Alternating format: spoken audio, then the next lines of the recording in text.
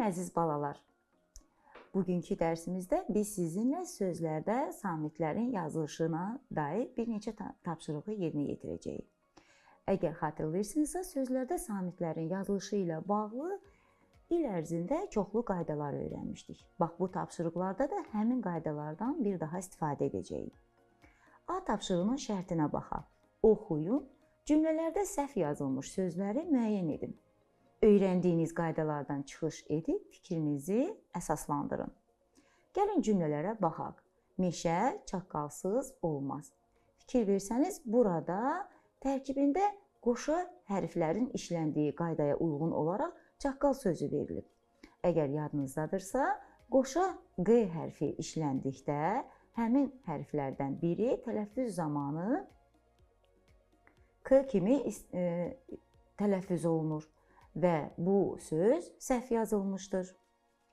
Əslində isə belə olmalıdır. Meşə çaqqalsız olmaz. İkinci cümləyə baxaq. 5 barmağın 5-i də bir deyil. Yadınızdadırsa, biz qeyd etmişdik ki, sonu Q hərfi ilə bitən sözlərə saitlə başlayan şəkilçi əlavə etdikdə Q-Q əvəzlənməsi baş verir. Bu sözdə isə, daha doğrusu bu cümlədə, barmağın sözündə bu əvəzlənmə verilməyib. Deməli, bu söz səhv yazılıb. Əslində isə belə olmalıdır. 5 barmağın 5-i də bir deyil. Növbəti cümləmizə baxaq. Od olmasa tüstü çıxmaz. Bax, burada isə tüstü sözü səhv verilmişdir. Əgər xatırlayırsınızsa, sözün daxilində D hərfinin, daha doğrusu T səsinin işlənməsi ilə bağlı qayda öyrənmişdik və qeyd etmişdik ki, başqa samitlə yanaşı işləndikdə fərqli tələffüz olunur. Bu cümlədə də həmin fərqli tələffüzü görürük. Əslində isə cümlənin düzgün yazılışı belə olmalıdır. Od olmasa tüstü çıxmaz. Və sonuncu cümləyə baxaq. Ağac bar verəndə başını aşağı dikər. Xatırlayırsınızsa, biz samitlərin yazılışı ilə bağlı belə bir qayda öyrənmişdik. Dilimizdə elə samitlər var ki, onlar oxşar səslənir. Məsələn, sözün sonunda C samitinin işlənməsi zamanı, tələffüz zamanı oxşar olaraq Ç ilə tələffüzünü müşahidə etmişdik. Gördüyümüz bu cümlədə də ağac sözü səhv yazılıb. Əslində isə belə olmalıdır. Ağac bar verəndə başını aşağı dikər. Keçək növbəti tapşırığımıza. 4 sözdən biri səhv yazılıb. Gəlin sətirlərə diqqətlə baxaq. İlk sətirdə tərkibində qoşa hərflərin işləndiyi sözləri görürük və qaydanı bir daha yadımıza salaq. Həmin qaydaya əsasən müəyyən edə bilərik ki, C variantındakı söz səhv yazılıb. Əslində isə qoşa Q hərfi olmalıdır. İkinci sətrə baxaq.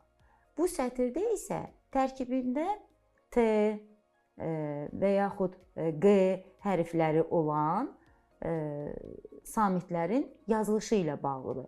Həmin samitlər başqa samitlə yanaşı işləndikdə fərqli tələffüz olunur. Bu fərqliliyi isə biz Ç bəndində görürük.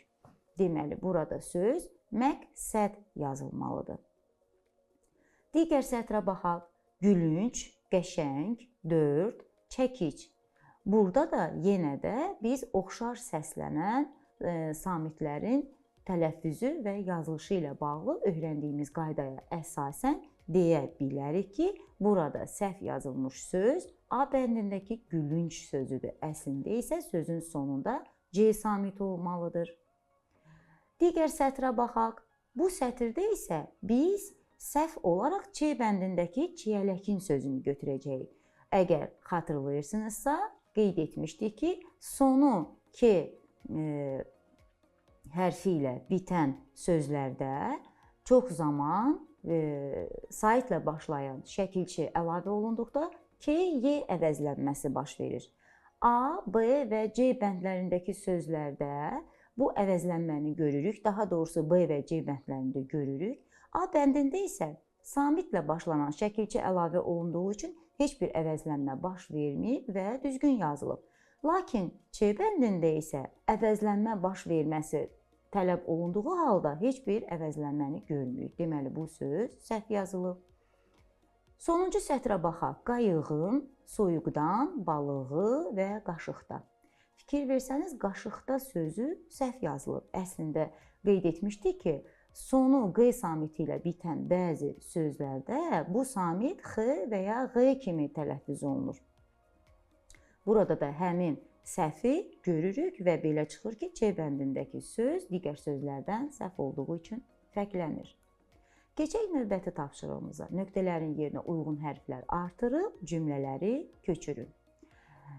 Təkrarladığımız qaydalara uyğun buraxılmış hərfləri yerinə qoyaq. Həkim xəstəyə kömək etdi. Söyüd ağacı qurudu. Sevinc 4 kitab aldı. Səhəng su daşımaq üçündür. Qalan 4 dənə cümlədə buraxılmış hərfləri yerinə qoymağı isə sizə həvalə edirəm. Əgər çətinlik çəksəniz, bir daha keçdiyimiz qaydaları təkrarlayıb və buraxılmış hərfləri yerinə qoyun. Bax, belə uşaqlar, bugünkü dərsimizi də bu tapşırıqla sona çatdırıram. Növbəti dərsimizdə görüşərik. Hələlik.